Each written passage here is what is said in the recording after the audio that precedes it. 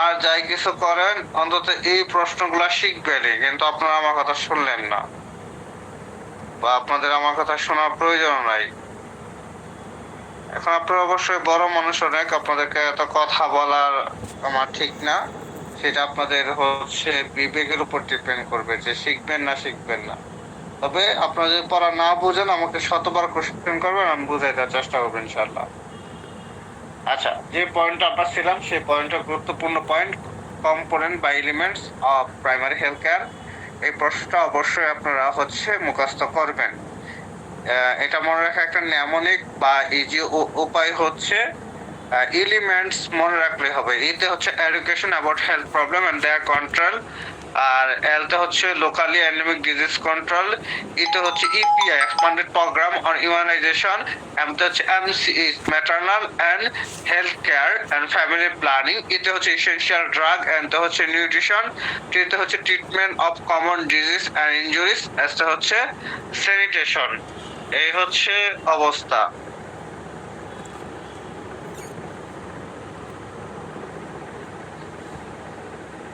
ওকে, এগুলো মুখস্থ করবেন। এরপর আমরা যে পয়েন্টে আলোচনা করব সেই পয়েন্টের নাম হচ্ছে principal of primary health care. Primary health কেয়ারের মূলনীতি, যেরকম ধরুন একটা মানুষের জীবনের মূলনীতি কি থাকে, সততা, পরিশ্রম, যে ধরুন হচ্ছে কে অফ সাকসেস, মানে সফলতার চাবিকাঠি কি, ঠিক এইরকম প্রাইমারি হেলথ কেয়ারের চাবিকাঠি বা মূলনীতি গুলা কি।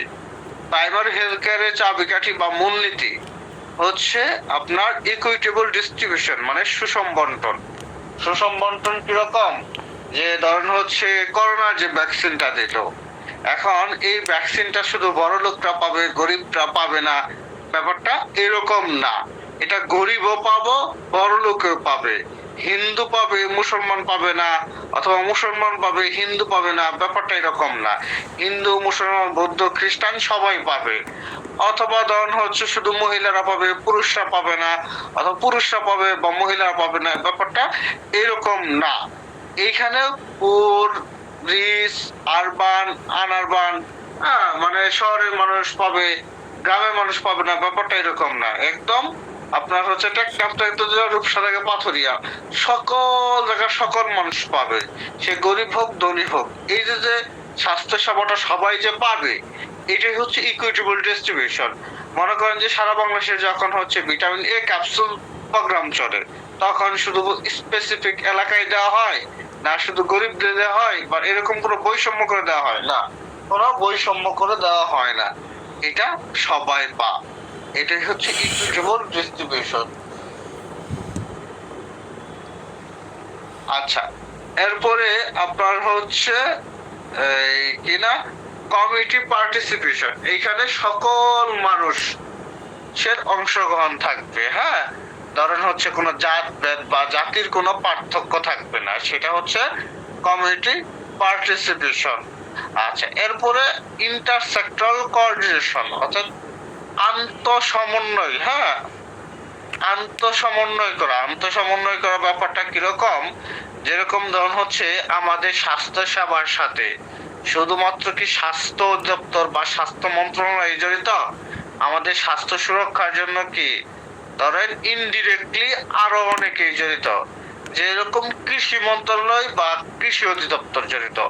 কৃষি মন্ত্রণালয় বা কৃষি অধিদপ্তর কি করতেছে, আমাদের যে খাবারটা খাইতেছি চাল, হ্যাঁ, সেই চাল বা সেই ধানগুলো অধিক কেমিক্যাল যুক্ত কিনা, সেগুলো আমাদের শরীরের জন্য কতটুকু উপকারী, কতটুকু ক্ষতিকর, হ্যাঁ, বা হচ্ছে আমরা পর্যাপ্ত পরিমাণ চাল বাংলাদেশের মানুষের তুলনায় দেশে আছে কিনা, মানে পর্যাপ্ত পরিমাণ চাল আমরা পাইতেছি কিনা, এই জিনিসটা কি, বা হচ্ছে আপনার মাছ, যে মাছগুলো খাইতেছেন সেই মাছগুলো স্বাস্থ্যের জন্য উপকার কিনা, হ্যাঁ, বা যে গরুর মাংসটা খাইতেছেন, হ্যাঁ, অথবা যে গরুর দুধটা খাইতেছেন সেটা আপনার জন্য উপকারী কিনা, এই যে সকল ব্যাপারগুলো আছে, এটা কার সমন্বয় করে, এটা এটা দায়িত্ব কাদের, এটা কৃষি মন্ত্রণালয়ের দায়িত্ব।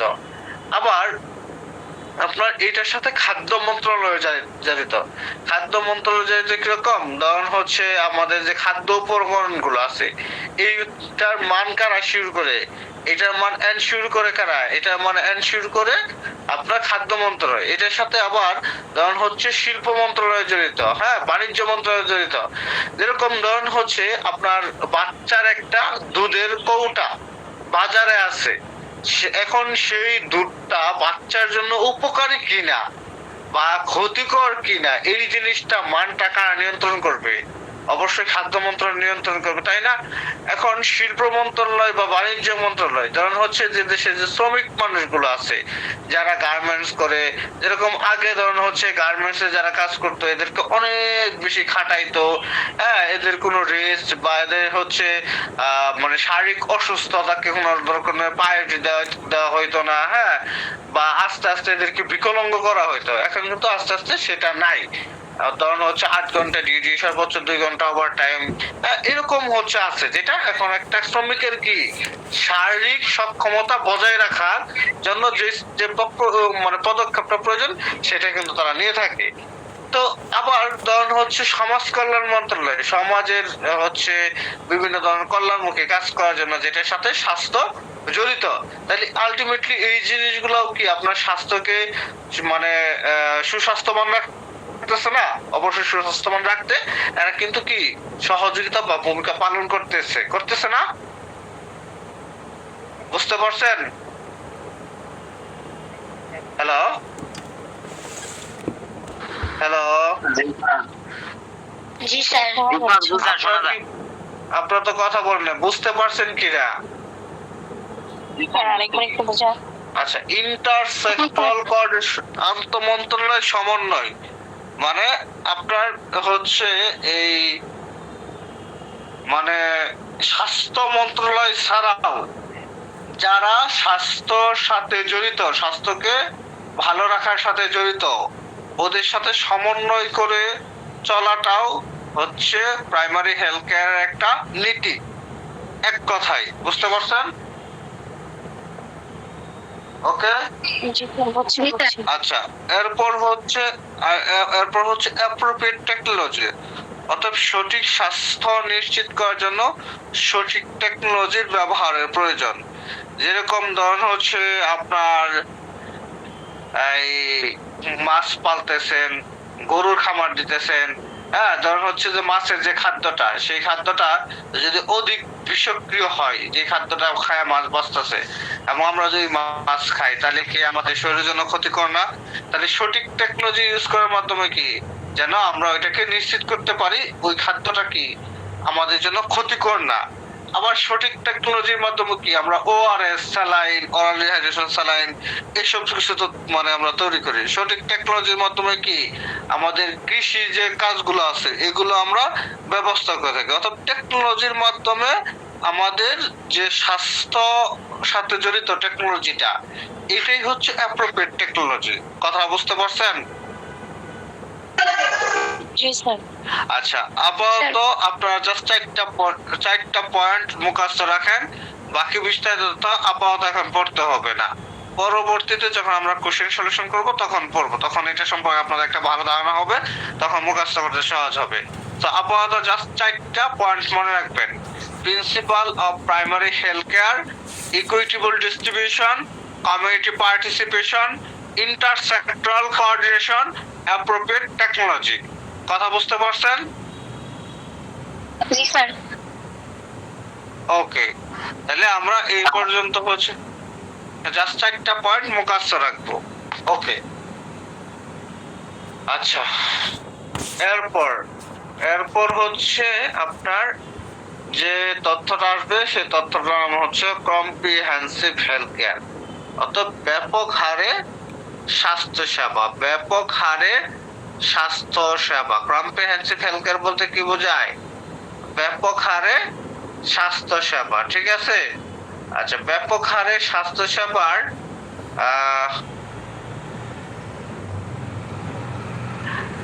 আচ্ছা এইখানে আপনার হচ্ছে ডেফিনেশনটা মুখস্থ রাখতে হবে, অবজেক্টিভ এবং হচ্ছে কম্পোনেন্ট গুলো মুখস্থ রাখতে হবে। ডেফিনেশন কি, ব্যাপক হারে স্বাস্থ্যসেবা কি, মানে ব্যাপক হারে স্বাস্থ্যসেবা প্রদান করার যে ব্যবস্থাটা সেটাই হচ্ছে কম্প্রিহেন্সিভ হেলথ কেয়ার। অর্থাৎ যেখানে আপনার প্রিভেন্টিভ, প্রমোটিভ, কুরাটিভ, রিহ্যাবিলিটিভ, হ্যাঁ, সকল স্টেজে যেটার মধ্যে ইনভলভমেন্ট থাকবে। অতএব জন্ম থেকে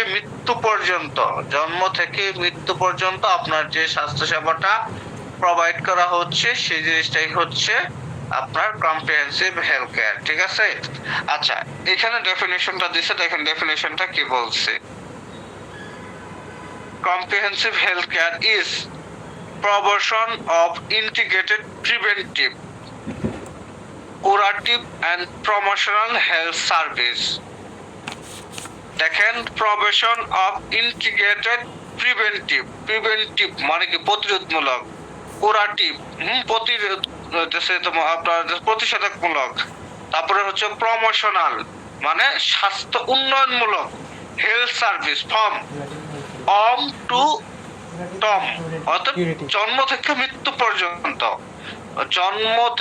মৃত্যু পর্যন্ত আপনার হচ্ছে preventive, curative and promotional health সার্ভিসের যে ব্যবস্থাটা, সেই ব্যবস্থাটাকে বলা হয় কম্প্রিহেন্সিভ হেলথ কেয়ার। বুঝতে পারছেন? জন্ম থেকে মৃত্যু পর্যন্ত প্রিভেন্টিভ, প্রমোটিভ, কুরাটিভ হেলথ সার্ভিসের যে ব্যবস্থাটা সেটাকেই বলা হয় কম্প্রিহেন্সিভ হেলথ কেয়ার।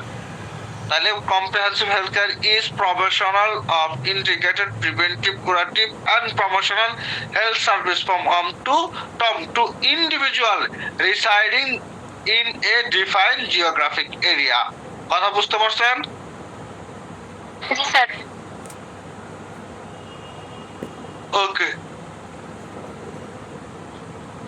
এটা অবজেক্টিভটা আমরা মুখস্থ করব। অবজেক্টিভ কি? কম্প্রিহেন্সিভ হেলথ কেয়ার, এই ব্যাপক হারে স্বাস্থ্য সেবা দেওয়ার উদ্দেশ্য কি? এক নম্বর উদ্দেশ্য হচ্ছে reduction of premature death. Premature death মানে কি? অকাল মৃত্যু। মানে আসলেও হচ্ছে ইসলামিক শরীয়ত বা ইসলামিক ভাষা অনুসারে অকাল মৃত্যু বলতে কোনো শব্দ নাই। হ্যাঁ, মানে আল্লাহ তাআলা আপনাকে যখন নিয়ে নিবে সেটাই সঠিক মৃত্যু, তাই না? সঠিক টাইমের মৃত্যু। সো অকাল মৃত্যু বলতে ইসলামিক শরীয়তে কিছু নাই, কিন্তু বিজ্ঞানের ভাষায় যেটা বলে এটাকে আপনাদেরকে বোঝাই, সেটা হচ্ছে প্রিম্যাচিউর ডেথ।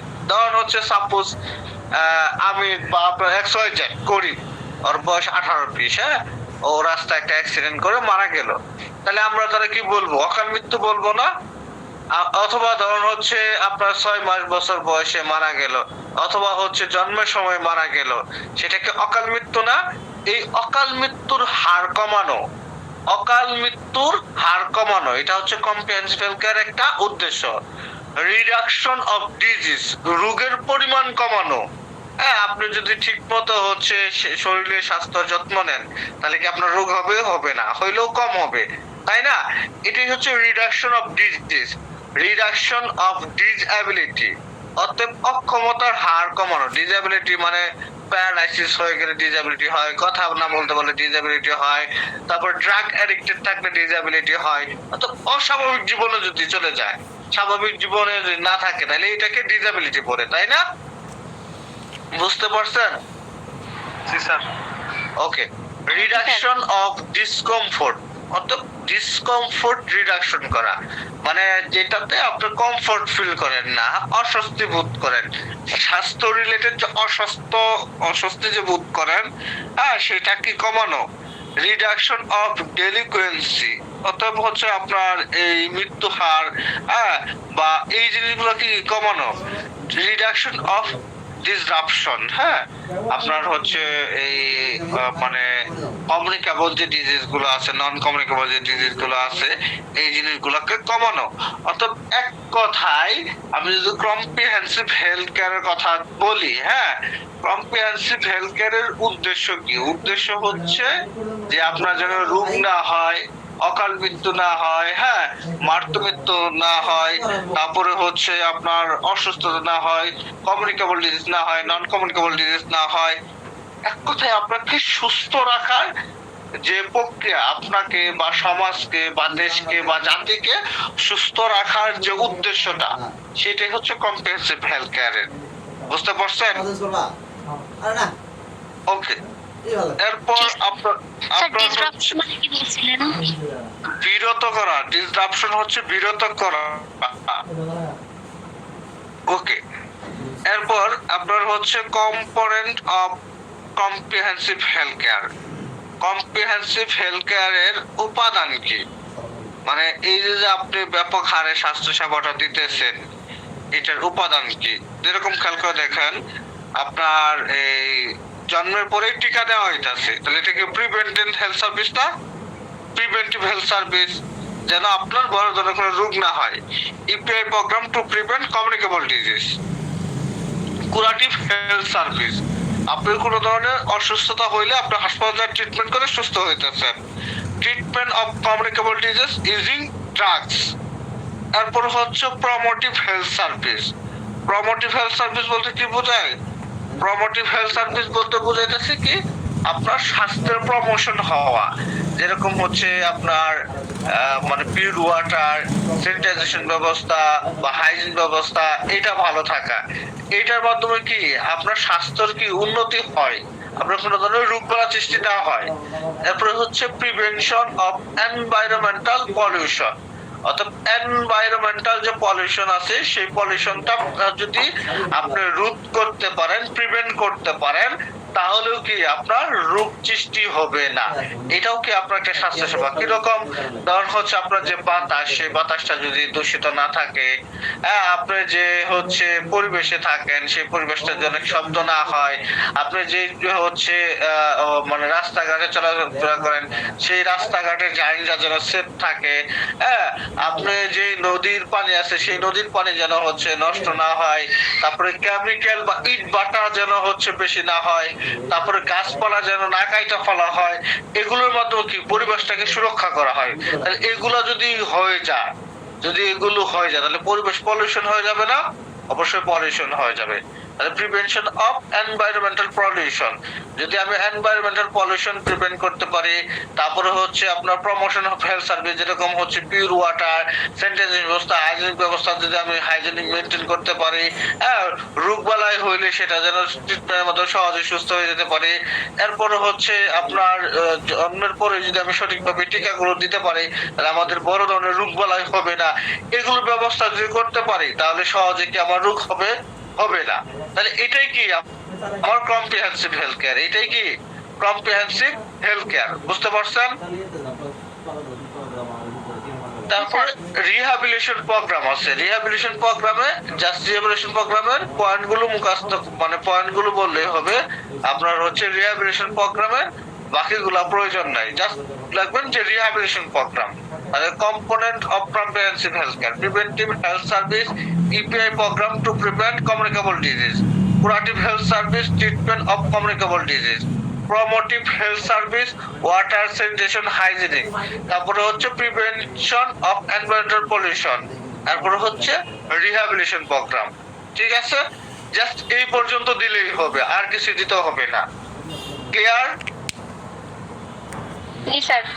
আচ্ছা, তাহলে আপনারা কি আপনারা হচ্ছে কম্প্রিহেনসিভ হেলথ কেয়ার ডেফিনেশনটা মুখস্থ করবেন, অবজেক্টিভগুলো মুখস্থ করবেন, কম্পোনেন্টটা মুখস্থ করবেন। আর কি আপনার হচ্ছে প্রাইমারি হেলথ কেয়ারে চারটা কম্পোনেন্টের নাম মুখস্থ করবেন: equitable distribution, community participation, intersectoral coordination, appropriate technology. এরপর কম্পোনেন্ট বা elements of primary health care, এটা মুখস্থ করবেন। এরপর হচ্ছে আপনার যেটা করবেন সেটা হচ্ছে এই লেভেল অফ হেলথ কেয়ার, এটা করবেন। ঠিক আছে, এই পর্যন্ত করলে আমাদের চ্যাপ্টার 5 শেষ। এই পর্যন্ত করলে আমাদের চ্যাপ্টার 5 শেষ। বুঝতে পারছেন? জি স্যার। জি স্যার। আচ্ছা, স্যার তাহলে আপনাদের হচ্ছে মানে চ্যাপ্টার 5 এর একটু কঠিন লাগে তো স্যার, অন্য সাবজেক্ট ধরেন কম্পিউটার বা অ্যানাটমি, ফিজিওলজি। স্যার এবারে অ্যানাটমি ক্লাস করান।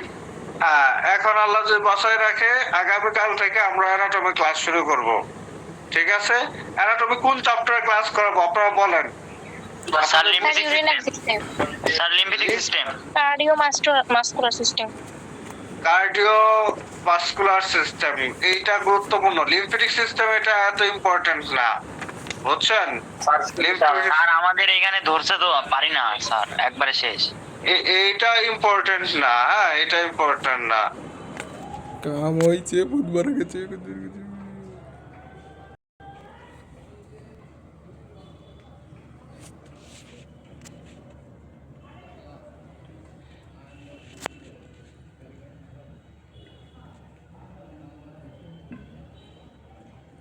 নেটের কি হলো